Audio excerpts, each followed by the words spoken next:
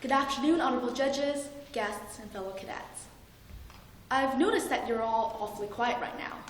So imagine I'm not standing here and everyone was talking lively to each other, chatting, laughing, getting to know each other better.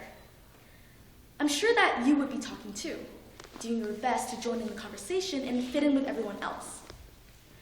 Obviously, that's not the case right now because the audience is dead silent and so are you.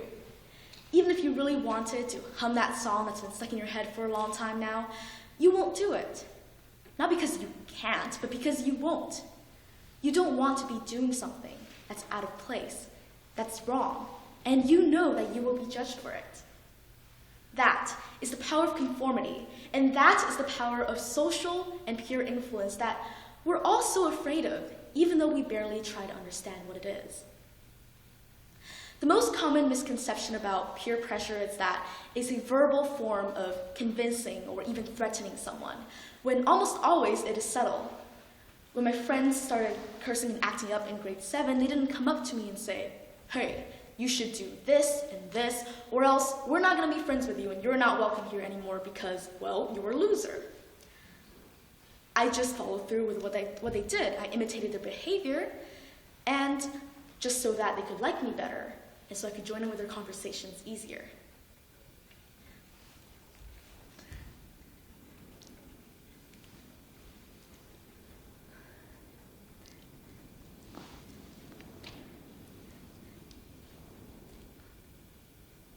Is it okay if I restart the speech?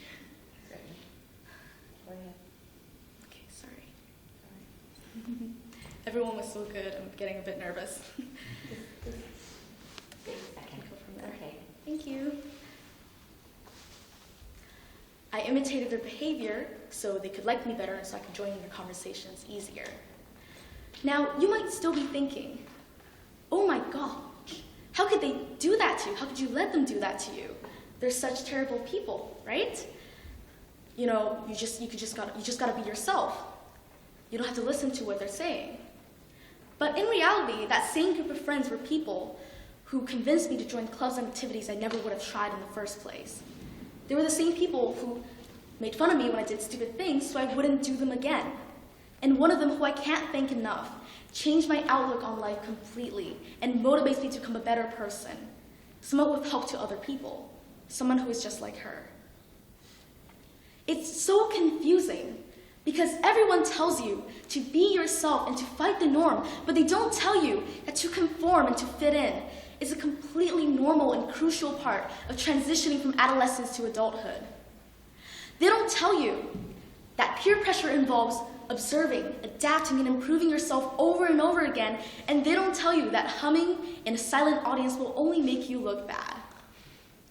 Because all this time, we thought that peer pressure was a weakness. I thought it was something I had to fight to overcome. I thought I had to oppose it. When in reality, it is a tool. We often associate very negative connotations with peer pressure such as drugs, alcohol, substance abuse, gang activities. But we never hear about the large population of high school students that were discouraged to use drugs, to abuse substances by their peers. We never hear about the people who inspired their friends to do something for the world because all this time we thought peer pressure was a flaw in our society. But it is not a flaw. Peer pressure was what allowed society to survive, adapt, and improve over time. But today, we use peer pressure as a petty excuse for the wrongdoings in life. We tell people to fight it, to run from it, to overcome it, to say no to it, when in reality, it is always there. It has always been there, and it will always be there. It is only a matter of how we choose to see it and how we choose to approach it. Think about it. If peer pressure can turn the top academic student into a dropout drug addict, think about what it can do to that dropout drug addict to turn them into an influential figure in life. Maybe as children, we ran away from our shadows in fear, but as we grew up, we learned to study it, we played with it, and we have come to accept it as part of our lives.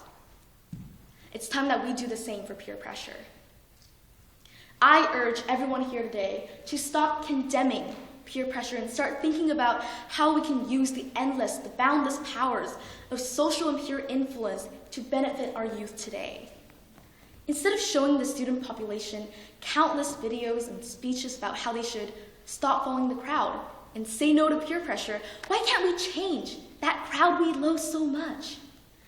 Instead of telling teenagers to turn away from their friend circles in fear of negative influence, why can't we allow them, give them a chance to turn it around and influence their peers positively? I believe that peer pressure is not a flaw. It is not a weakness. It is a tool that we as society can use to shape our youth and the countless generation that follows positively. It's time that we accepted peer pressure for what it is and turn the tables to use it to our advantage.